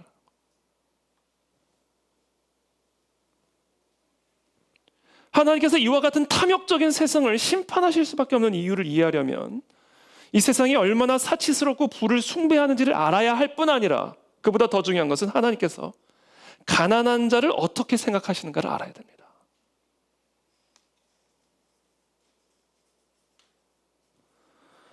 성경은 우리가 종종 간과하는 한 가지 가르침을 우리에게 분명하게 반복해서 가르쳐 주십니다. 하나님께서는 하나님 자신의 성품과 뜻을 이 세상 속에서 계시하시기 위해서, 하나님 자신을 이 땅에 계시하시기 위해서 역사 속에 개입하실 때마다 언제나 예외 없이 항상 가난한 사람들과 억눌린 사람들을 해방하기 위해서 개입하셨다는 사실. 이 하나님이 역사 속에 간섭하셔서 하나님 자신을 계시하실 때 예외 없이 하셨던 일입니다. 가난한 자들과 억압받는 자들을 구원하기 위해서 세상 역사 속에 간섭하고 개입하십니다. 첫 번째, 그것을 가르쳐주는 사건이 있죠. 출애굽 사건. 출애굽기 3장 7절에서 8절의 말씀입니다. 내가 애굽에 있는 내 백성의 고통을 분명히 보고 그들이 그들의 감독자로 말미암아 부르짖음을 듣고 그 근심을 알고 내가 내려가서 그들을 애굽인의 손에서 건져내고. 하나님이 이스라엘 백성들을 건져내기로 결단한 이유가 뭐예요? 그들의 감독자로 말미암아 부르짖음을 내가 듣고 그들의 고통을 보고 내가 내려가 이 이스라엘 역사 속에 간섭하고 개입하기로 결정하신 겁니다. 물론 억눌린 히브리 노예들을 해방하는 것이 하나님의 이 출애굽 역사의 유일한 목적은 아니었습니다. 하나님은 아브라함과 이삭과 야곱과 맺은 언약 때문에 간섭하고 개입하셨습니다. 하나님은 이스라엘 백성들을 하나님의 백성으로 삼기 위해 개입하셨습니다. 자, 이 모든 일들이 출애굽을 일으키신 하나님의 뜻과 섭리 가운데 있습니다. 그러나 그 중에서 우리가 생략하거나 간과하거나 빼먹으면 안 되는 일은 가난하고 억압받고 억눌린 이스라엘 백성들을 해방시키는 것이 바로 이 출애굽 역사의 목적 중에 아주 중요한 목적이었다라는 사실이죠. 우리는 하나님 나라를 세우는 것, 아브라함과 이삭의 언약을 성취하기 위한 것으로만 생각하죠. 우리는 성경을 보는 눈이 이게 애꾸 눈인 경우들이 많이 있죠. 그러나 출애굽 사건은 우리에게 분명히 말씀하십니다. 내가 그들의 고통을 보고 내려간다. 내가 그들의 울부짖음을 듣고 내가 내려간다. 출애굽기 6장 5절부터 말씀하십니다. 이제 애굽 사람이 종으로 삼은 이스라엘 자손의 신음소리를 내가 듣고 나의 언약을 기억하노라. 그러므로 이스라엘 자손에게 말하기를 나는 여호와라. 내가 애굽 사람의 무거운 짐 밑에서 너희를 빼내며 그들의 노역에서 너희를 건지며 편팔과 여러 큰 심판들로서 너희를 속량하여 너희를 내 백성으로 삼고 나는 너희의 하나님이 되리니 나는 애굽 사람의 무거운 짐 밑에서 너희를 빼낸 너희의 하나님 여호와인 줄 너희가 알지라. 나는 네가 나를 어떠한 하나님으로 알기를 원하느냐면 애굽의 그 압제와 그 가난에서부터 건져내준 하나님으로 네가 알게 되기를 원한다. 나는 그렇게 너에게 알려지기를 원한다.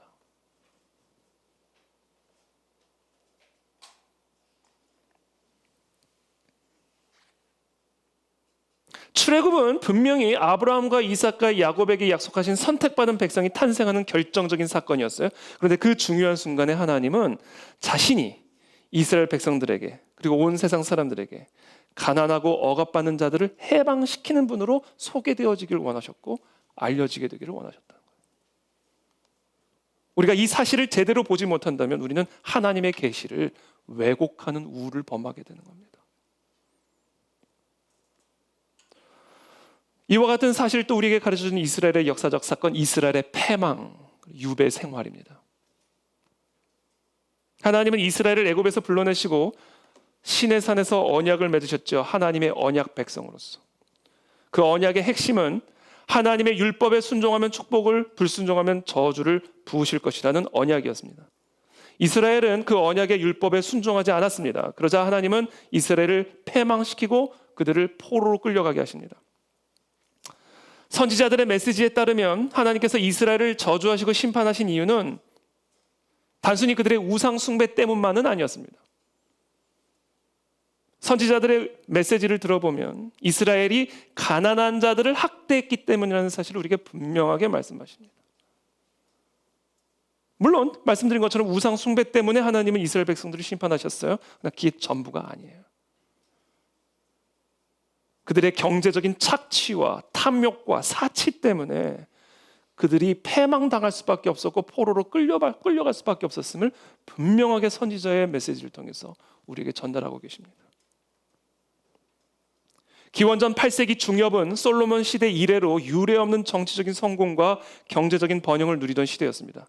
그러나 하나님은 바로 그때에 선지자 아모스를 보내서 북왕국 이스라엘이 멸망당할 것이라는 소식을 선포하게 하셨어요. 아모스서 6장 1절입니다. 화 있을진저 시온에서 교만한 자와 사마리아 산에서 마음이 든든한 자 곧 백성들의 머리인 지도자들이여 이스라엘 집이 그들을 따르는도다. 그러면서 그들이 당하게 될 화에 대해서 다음과 같이 말씀하십니다. 너희는 흉한 날이 멀다 하여 포악한 자리로 가까워지게 하고 상하상에 누우며 침상에서 기지개 켜며 양떼에서 어린 양과 우리에서 송아지를 잡아서 먹고 비파 소리에 맞추어 노래를 지절거리며 다윗처럼 자기를 위하여 악기를 제조하며 대접으로 포도주를 마시며 귀한 기름을 몸에 바르면서 요셉의 환난에 대하여는 근심하지 아니하는 자로다. 사치 때문에 망한 겁니다. 아모스서 6장 7절의 말씀입니다. 그러므로 그들이 이제는 사로잡히는 자 중에 앞서 사로잡히리니 기지개 켜는 자의 떠드는 소리가 그치리라. 만군의 하나님 여호와의 말씀이니라. 주 여호와가 당신을 두고 맹세하셨노라. 내가 야곱의 영광을 싫어하며 그 궁궐들을 미워함으로 이 성읍과 거기에 가득한 것을 원수에게 넘기리라 하셨느니라. 한 집에 10사람이 남는다 하여도 다 죽을 것이라. 이와 같은 예언이 있은 지 몇 년이 지나지 않아 북이스라엘은 완전히 패망하게 되었고 그 백성들은 아수르의 포로로 끌려가게 됩니다. 하나님은 남유다를 향해서도 똑같은 운명을 선포하셨어요. 미가는 예루살렘이 무더기가 될 거라고 예언했습니다. 미가서 3장 9절의 말씀입니다. 야곱 족속의 우두머리들과 이스라엘 족속의 통치자들 곧 정의를 미워하고 정직한 것을 굽게 하는 자들아 원하노니 이 말을 들을지어다. 시온을 피로 예루살렘을 죄악으로 건축하는도다.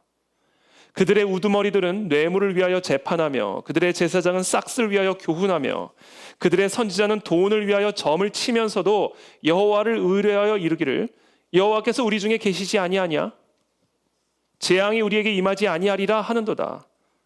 이러므로 너희로 말미암아 시온은 갈아엎은 밭이 되고 예루살렘은 무더기가 되고 성전에 사는 수풀의 높은 곳이 되리라. 예레미야는 사람들이 이와 같은 불의와 우상 숭배를 멈춘다면 희망이 있다라고 선포했습니다. 그러나 유다 사람들은 끝까지 가난한 사람들을 힘없는 약자들을 계속해서 억압했고 무관심했고 예레미야는 거듭해서 하나님이 바벨론을 사용해서 유다를 멸망시킬 것이라고 말했습니다.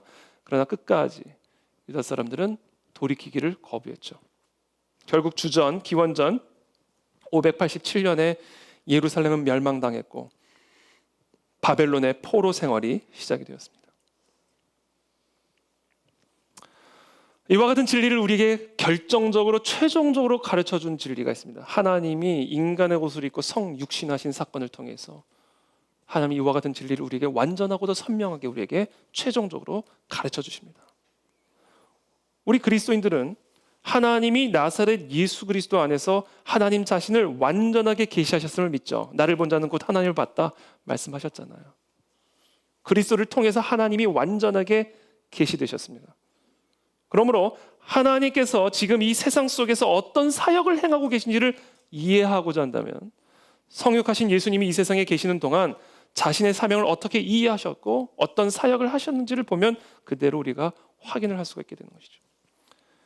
예수님은 공생애를 시작하면서 안식일 날 회당에 들어가셔서 성경을 읽으셨습니다. 예수님은 직접 이사야의 말씀을 펴서 읽으셨습니다. 누가복음 4장 18절의 말씀이죠.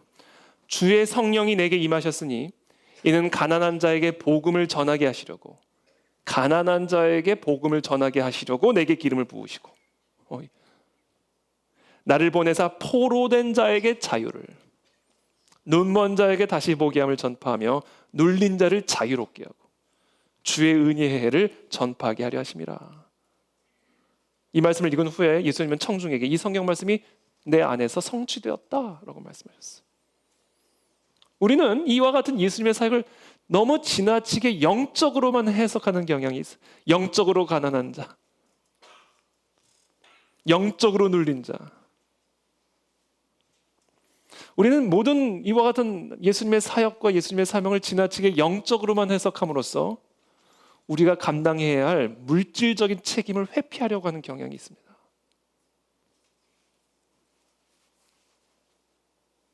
감옥에 갇힌 세례 요한은 자신의 제자를 예수님에게 보내셔서 당신이 정말 우리가 기다리고 있는 메시아가 맞습니까? 라는 질문을 던졌어요. 그때 그 질문에 대해서 예수님이 이렇게 답변하십니다. 예수께서 대답하여 이르시되 너희가 가서 보고 들은 것을 요한에게 알리되 맹인이 보며 못 걷는 사람이 걸으며 나병 환자가 깨끗함을 받으며 귀 먹은 사람이 들으며 죽은 자가 살아나며 가난한 자에게 복음이 전파된다 하라. 예수님은 가난한 자들에게 복음을 전하는 것이 자신이 메시아임을 알리는 핵심적인 표적이라고 말씀하셨어요. 물론 예수님은 부자들에게도 복음을 선포하셨습니다. 그러나 예수님이 메시아라는 사실은 예수님이 가난한 자들에게 복음을 선포하는 일을 통해서 좀 더 분명하게 확인이 될 수가 있었습니다. 그뿐이 아닙니다. 예수님은 가난한 자와 자신을 동일시하셨어요. 내가 줄일 때 너희가 먹을 것을 주었고 목마를 때 마시게 하였고 나그네 되었을 때 영접하였고 헐벗었을 때 옷을 입혔고 병들었을 때 돌보았고 옥에 갇혔을 때 와서 보았느니라. 그러자 우리가 언제 그런 일을 예수님에게 했습니까? 라고 질문하셔서 내가 진실로 너희에게 이르노니 너희가 여기 내 형제 중에 지극히 작은 자 하나에게 한 것이고 내게 한 것이라. 그래서 동일하게 말씀하십니다. 내가 진실로 너희에게 이르노니 이 지극히 작은 자 하나에게 하지 아니한 것이 곧 내게 하지 아니한 것이니라 하시니 그들은 영벌에 의인들은 영생에 들어가리라 하시니라. 부자와 나사로의 이야기에서 예수님은 그 부자가 나사로를 착취했다고 말씀하지 않았어요. 단지 그 부자가 문 밖에 누워있는 나사로 병든 거지를 돌보지 않았음을 지적하셨습니다. 클락 피녹이라고 하는 유명한 신학자는 뭐라고 얘기했냐면요. 제3세계 사람들이 굶어있는 채로 바깥에 서 있는 동안 우리는 잘 차려진 식탁에 앉아서 부자와 나사로 이야기를 읽고 있다면 그것은 우리의 손에서 폭발해야 한다. 손에서 폭발해야 된다. 하나님은 가난한 자들을 돕지 않는 부자들을 멸하십니다. 그것이 오늘 본문의 메시지입니다. 이게 이 세상이 심판받을 수밖에 없는 이유입니다. 성경에 기록된 소돔성 이야기는 이 무시무시한 진리의 예를 우리에게 생생하게 보여주죠. 여러분, 소돔이 멸망한 이유, 그러면 일반적으로 사람들이 다 동성애, 성적인 문제 때문이라고 생각합니다. 물론 그것 사실이지만 그것은 일부에 지나지 않습니다. 에스겔은 하나님이 소돔을 멸하신 아주 중요한 이유를 소돔이 재물을 가난한 자들과 함께 나누어 갖기를 거부했기 때문이라고 분명하게 말씀하십니다. 에스겔서 16장 49절의 말씀입니다. 네 아우 소돔의 죄악은 이러하니 그와 그의 딸들에게 교만함과 식물의 풍족함과 태평함이 있음이며 또 그가 가난하고 궁핍한 자를 도와주지 아니하며 거만하여 가증한 일을 내 앞에서 행하였습니다. 그러므로 내가 보고 곧 그들을 없이 하였느니라. 우리 그리스도인들은요, 소돔성 사람들이 저지른 이 성적 범죄에 대해서는 기억하지만 그들이 가난한 자를 돌보지 않았다라는 사실은 별로 기억하지 않습니다. 소돔 사람들이 성범죄 때문에 망했다고 생각해야만 우리가 마음이 편해서일지, 좀 더 우리가 더 의롭게 느껴지기 때문일지는 모르겠어요. 그들의 경제적인 착취 때문에, 그들의 가난한 자를 돕지 않은 것 때문에 망했다라고 우리가 생각한다면 우리가 불안해지기 때문에 그것을 생각하지 않는 것일지 모르겠습니다. 우리의 경제적인 이해관계 때문에 성경을 왜곡되게 해석해서는 안 된다. 우리가 성경의 권위를 신실하게 믿는다면 받아들이기 힘든 성경 본문이랄지라도 그대로 받아들여서 우리의 생각을 바로 잡아야 하나님의 심판으로부터 구원을 받을 수가 있습니다. 하루 동안에 심판하신다고 그러잖아요. 저는 오늘 이번 주 요한계시록 18장 묵상하면서 이 하루 동안에 망하게 해버리겠다는 거예요. 하루 동안. 1시간 안에 그냥 무너져 버리게 하겠다. 가난한 자들을 돕지 않는 이 세상의 부자들을 엄벌에 처할 것이라는 이 하나님, 이 사실 앞에 우리는 두려워 떨게 되는 것이죠. 그래서 오늘 이 설교를 통해서 궁극적으로 하나님께서 오늘 우리에게 주고자 하시는 메시지는요, 경제적인 나눔을 회복해야 함을 우리에게 역설하고 계시는 거예요. 그렇지 않으면 하나님이 우리를 심판하실 겁니다. 하나님이 로마 제국을 심판하신 이유, 그리고 이 세상을 심판하실 이유는 사치 때문이에요. 사치는 경제적인 불입니다. 가난한 자를 돌보지 않고 억압받는 자를 돌보지 않고 나의 배만을 추구하는 경제적인 불입니다. 사치는 다양한 형태로 이루어져요. 그 이야기는 생략하겠습니다.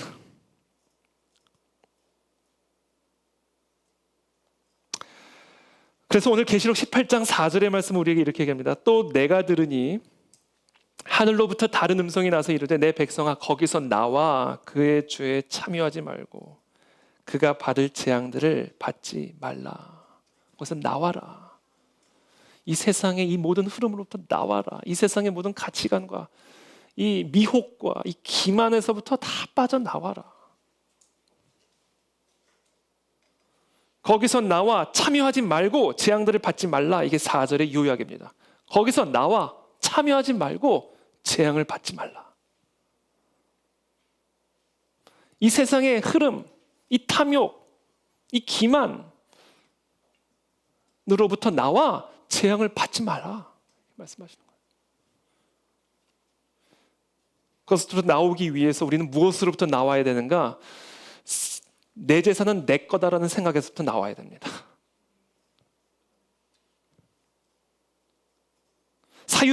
자본주의 시스템 안에서 우리를 지배하는 정신에서부터 나와야 돼요. 자본주의 시스템 안에서 우리를 지배하는 정신이 있습니다. 이게 뭐냐면 사유재산은 내 거다. 사유재산은 당연히 인정받아야 돼요. 성경은 사유재산을 존중합니다. 10계명 도둑질하지 말라. 사유재산을 인정하는 거예요. 사유재산을 인정하니까 도둑질하지 말라고 그러죠. 초대교회 사람들은 다 자기 소유를 팔아서 필요를 따라 나눠줬어요. 아나니아와 삽비라 나눠주기 원치 않았으면 안 나눠주면 되는 거예요. 근데 나눠주지도 않으면서 나눠줬다고 이 얘기를 하니까 죽은 거예요. 성경은 사유재산을 인정하고 부정하지 않아요. 그러나 절대적인 권한으로 보지는 않습니다. 왜냐하면 온 세상의 모든 것은 누구 것? 하나님 것이기. 우리는 엄밀하게 말하면 사용 권한을 가지고 있는 것이지 소유권을 갖고 있는 존재는 아니에요. 그러나 로마법에 따르면 달랐어요. 로마법에 따르면 개인의 소유권은 절대적인 자연권이에요. 개인의 소유권을 무조건적이고 배타적인 권한으로 정의를 했어요. 다른 사람들의 뜻과 상관없이 소유자가 원하는 대로 자기 재산을 마음대로 사용할 권리가 있었다고 생각해서 이게 로마 정신입니다. 거기서부터 나와야 된다는 얘기예요.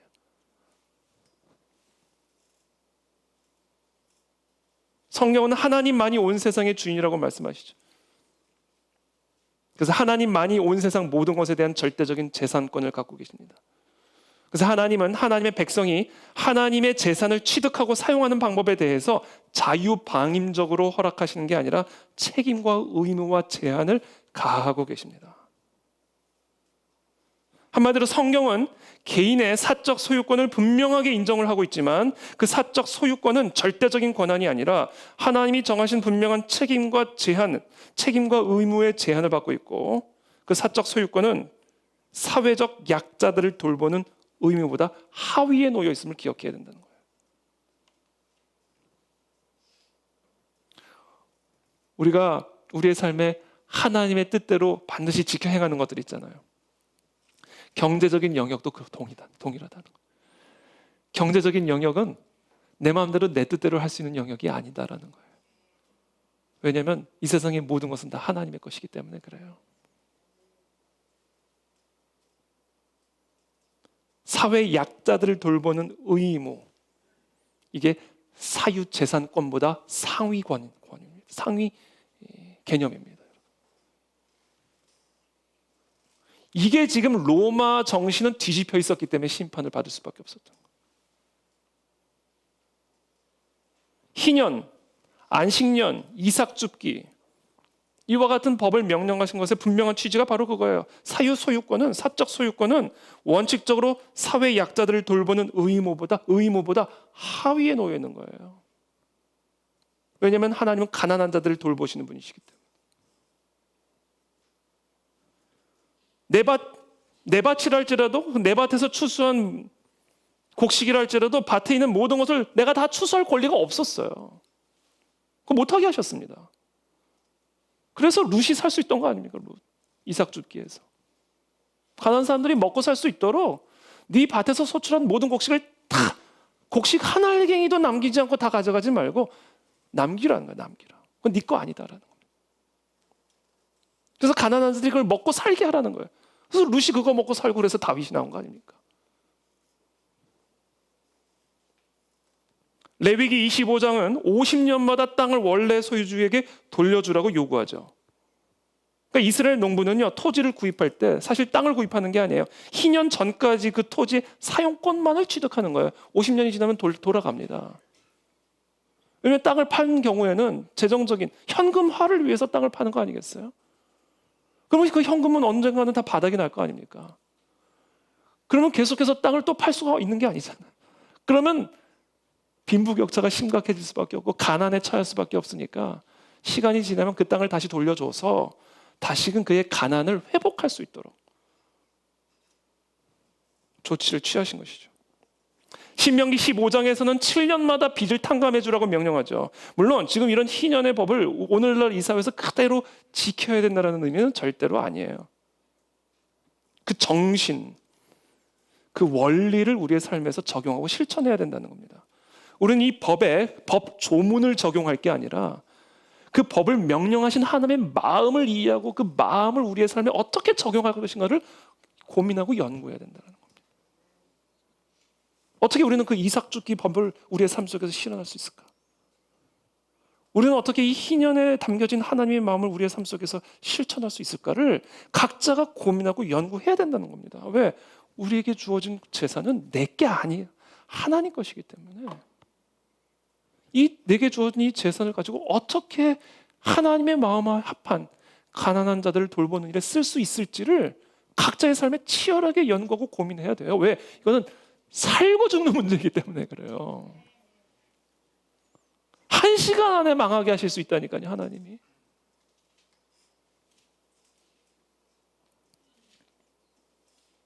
그 정신을 고린도후서 8장 13절에서 이렇게 말씀하시는 거예요. 이는 다른 사람들은 평안하게 하고 너희는 곤고하게 하려는 것이 아니요 균등하게 하려 함이니 이제 너희의 넉넉한 것으로 그들의 부족한 것을 보충하면 후에 그들의 넉넉한 것으로 너희의 부족한 것을 보충하여 균등하게 하려 함이라. 기록된 것 같이 많이 거둔 자도 남지 아니하였고 적게 거둔 자도 모자라지 아니하였느니라. 하나님은 누군가가 너무 지나치게 가난하게 살거나 또는 누군가가 너무 지나치게 부유하게 사는 것을 원치 않으세요. 하나님이 누군가에게 지나치게 많은 부를 주셨다면 그것은 흘려보냄으로써 균등케 하기 위해서 맡기신 재물이라고 우리가 생각해야 된다는 거예요. 그게 희년의 정신이고 이삭줍기의 정신입니다. 그렇지 않으면 그게 다 사치가 되는 것이고 그것 때문에 망하는 겁니다.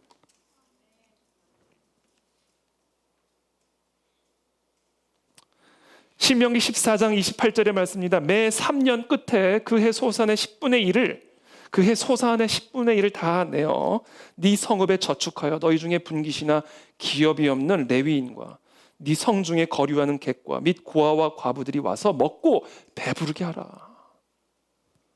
그리하면 네 하나님 여호와께서 네 손으로 하는 범사에 네게 복을 주시리라. 이 복 받는 비결이 이렇게 명확하게 나와 있는데 우리는 그동안 이 부분에 대해서 너무 정확하게 애꾸는요. 모든 걸 다 영적으로만 해서. 오늘 이 계시록 18장은 그 애꾸눈에 가려진 막을 확 벗겨냄으로써 지금 우리가 뭐를 잘못하고 있는지, 우리가 지금 무엇 때문에 망하게 됐는지를 선명하게 보여주고 있는 겁니다.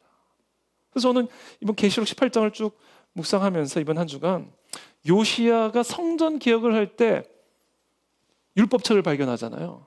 성전을 이제 수리를 하는데 성전 수리를 하다가 율법책을 발견한다고요. 율법책을 보고는 야, 지금 우리 이제 망하게 됐구나. 지금 우리가 이 하나님이 주신 율법과 완전히 지금 이탈해 있음을 보게 된 거예요, 요시야가. 야, 이래서 내가 지금 망하게 됐던 것이구나. 이걸 깨달은 겁니다. 그래서 완전한 성전 개혁을 시작하죠. 율법을 기준으로. 저는 이번 계시록 18장을 보면서 이 요시야의 계몽이 제 안에서도 일어난 것 같아요. 요시야에게 임했던 계몽이 저와 여러분들 모두에게 임하게 되길 축복합니다. 사치 때문에 망하게 되었다는 거예요. 사치 때문에. 가난한 자들 돌보지 않고 나만을 돌본 이 욕구, 욕망, 탐심 때문에 하나님이 이 세상의 모든 경제 시스템을 1시간 안에 붕괴시키겠다. 그래서 우리가 돌이키지 않으면 정말로 망합니다. 누구를 통해서든지, 사회주의자를 통해서든지, 아니면 우리의 밥그릇을 쥐고 있는 소수의 슈퍼 엘리트 계급을 통해서든지, 자연 재난을 통해서든지. 여러분, 이 경제 대공황 닥치면요, 코로나는 유도 아니에요. 여러분. 정말 이거 두렵고 떨림으로 여기 계신 우리 그 안에 진리교회 성도들부터라도 경제적인 회심이 일어나게 되길 축복합니다. 경제적인 나눔들이 일어나게 되길 축복합니다. 그래서 제가 이번 한 주간 이제 말씀을 맺을 텐데요. 그래서 제가 이번 한 주간 기도하면서 저는 제 특징이요, 결단하면 꼭 얘기를 해야 돼요. 그래야 속이 시원해. 그래 뭔가 마무리가 되는 것 같아. 사실 제 아내랑 저희가 오랜 시간 동안 수입의 10분의 1은 항상 오늘 말씀하신 것처럼 10분의 1은 항상 구제 재정으로 완전히 떼어놨었거든요. 근데 어느 순간부터 나도 모르게 우리도 모르게 그게 그 뚝이 허물어져 버린 거예요. 쓸 일들이 많아지고 쓰다 보니까 쓸 일들은 더 많아지는 거죠. 뭐 여러 가지 합리적인 이유죠. 꼭 필요한데 다 쓰는 거죠. 필요한데 다 쓰는 거죠. 근데 어느 순간부터 우리가 원칙으로 여겼던 내가 받은 수입의 10분의 1은 하나님 거, 그 중에 10분의 1은 가난한 자들의 것으로 정확하게 그 몫을 분배를 했었는데 어느 순간 이 하나님 거는 당연히 이거는 건들릴 수 없는 거지만 이게 가난한 자들의 몫을 제가 탈취하고 있었음을 이번 한 주간 하나님께서 다시 한번 아주 강력하게 제 마음을 찔러주셨어요. 그래서 제가 결단을 했습니다. 하나님, 다시 그거 회복하겠습니다. 그래서 제 10분의 1은 무조건 이거는 내 돈은 아닌 걸로 결단을 하고 어디에 구제를 할지도 결정했어요. 그래서 저는 자동이체로 그냥 걸어놓기로 결정했어요. 자동이체로. 그래서 이거는 그거는 하나님 목, 가난한 자 목. 그때 분명히 약속하셨잖아요. 범사에 네게 복을 주시리라. 범사에 복을 받고 싶으시면요, 여러분들 그렇게 하십시오. 복을 받는 데는 다 이유가 있는 겁니다. 바꿔 말하면 복을 받지 못하는 이유에도 다 이유가 있는 겁니다. 하나님은 분명히 복 받는 법을 가르쳐 주셨고 저주 받는 이유를 오늘 계시록 18장을 통해서 우리에게 분명하게 말씀해 주셨습니다. 그래서 가서 행하시는, 또 결단하시는 저와 여러분들이 다 되시기를 예수님의 이름으로 축복합니다. 함께 기도하겠습니다.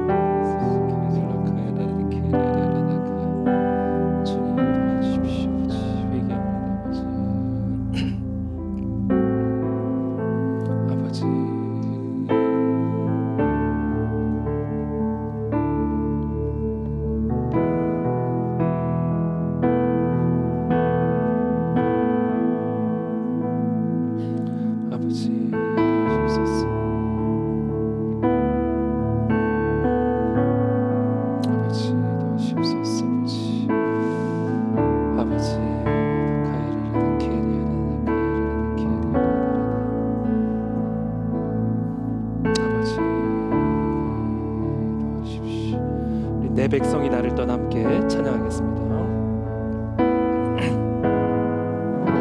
내 백성이 나를 떠나 돌아서지만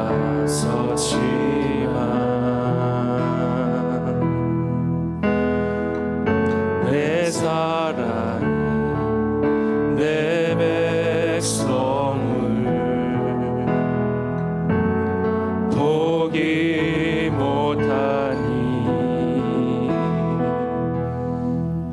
내 모든 것 내어주고 나 그들을 얻으리라. 여호와께 돌아가자.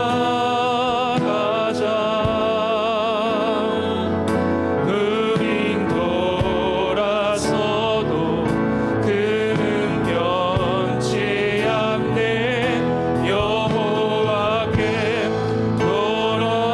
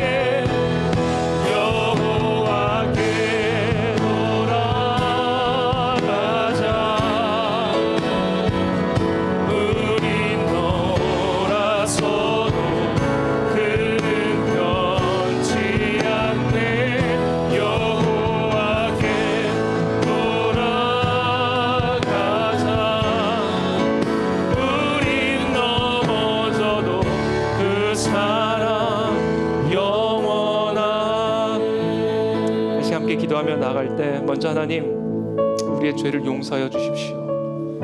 정말 창피합니다. 수치스럽게 느껴집니다. 하나님 욕망의 눈에 멀었던 우리의 눈을 이 시간은 열어주시고 깨워주시옵소서. 내 옆에 죽어가고 있고 굶주리고 있고 헐벗고 있는 백성들을 돌보지 않았던 우리의 이 사치와 교만함을 용서하여 주옵시고 오늘 이 시간 거룩한 결단이 이 시간 임할 수 있도록 은혜를 베풀어 주십시오. 오늘 하나님께서 우리에게 복받는 비결을 가르쳐 주셨습니다. 하나님을 기쁘시게 해드리는 그 방법을 가르쳐 주셨습니다. 가난한 자를 돌보라 주님 말씀하여 주셨습니다. 하나님께서 우리에게 맡겨주신 제물로 가난한 자들을 돌보는 하나님의 거룩한 성도들 일어날 수 있게 하여 주시옵소서. 주여 한번 부르짖고 기도하겠습니다. 주여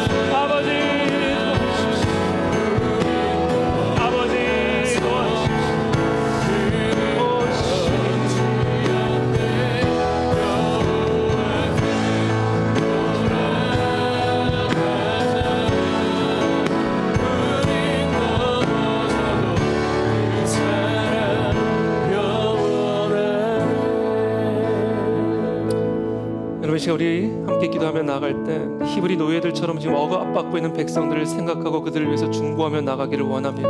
핍박 가운데 있는 성도들을 기억하고 그들을 위해서 중보하며 나가기를 원합니다. 주님, 하나님의 마음은 언제나 가난하고 억압받는 자들을 향하여 있음을 우리가 기억하게 도와주십시오.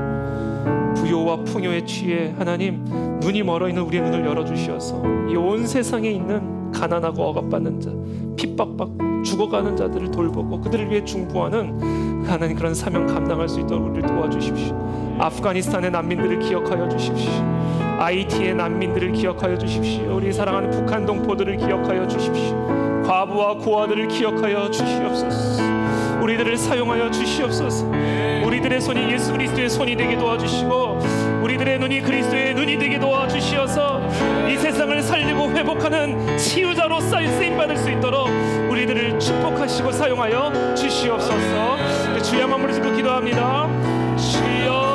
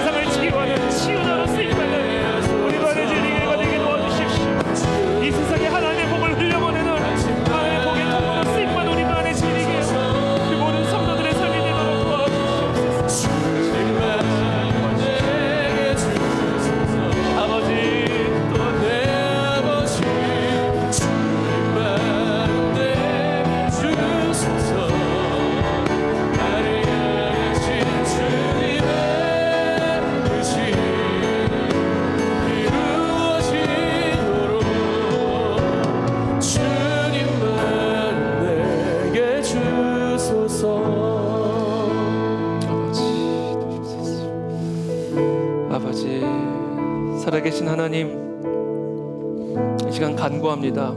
정말 우리의 이 부족함과 연약함을 주님 불쌍히 여겨주시고 우리의 모든 미혹으로부터 깨어나는 이 시간을 허락해 주셔서 감사합니다. 하나님의 마음, 하나님의 관점을 품게 해주심을 인해 감사드립니다. 이제 하나님, 우리 모두가 가난한 자들을 돌보는 일에 쓰임받기를 원합니다.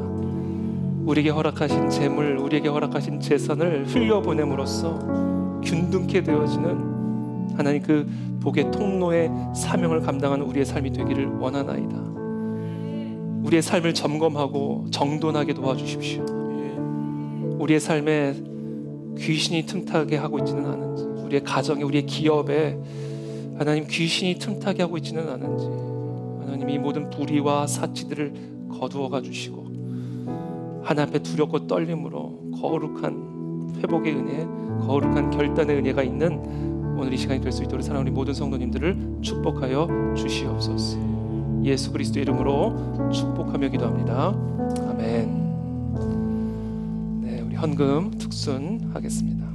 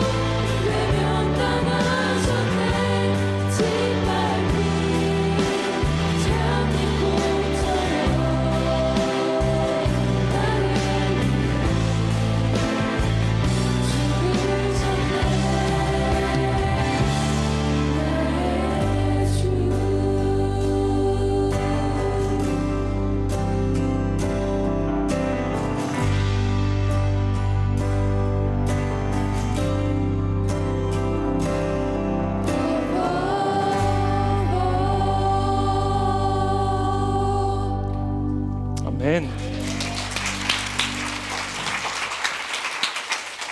네, 우리 유학 잘 다녀오시고 영국 액센트를 꼭 가지고 돌아와 주시길 바랍니다.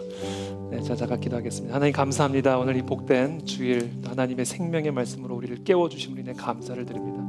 이 말씀대로 들은 말씀대로 이제 행하게 도와주시옵소서. 이 큰 바벨론 성에서 나오게 도와주시고 하나님 하나님의 백성으로서 하늘의 시민권을 가지고 이 땅에서 살아가는 우리 모두가 될 수 있도록 축복하여 주시옵소서. 지금 우리를 구속하신 우리 주 예수 그리스도의 보혈의 은혜와 우리를 사랑하시는 하나님 아버지의 사랑과 성령 하나님의 감화 감동 교통하심이 큰 성 바벨론 안에서 하늘의 시민권을 가지고 하나님의 나라와 의를 위해 우리에게 주어진 모든 것들을 사용하며 하나님께 영광 돌리며 살아가기를 소원하는 사랑하는 우리 모든 그 안에 진리교회 성도들 머리머리 위에 지금부터 영원토록 함께 하시기를 축복하옵나이다. 아멘.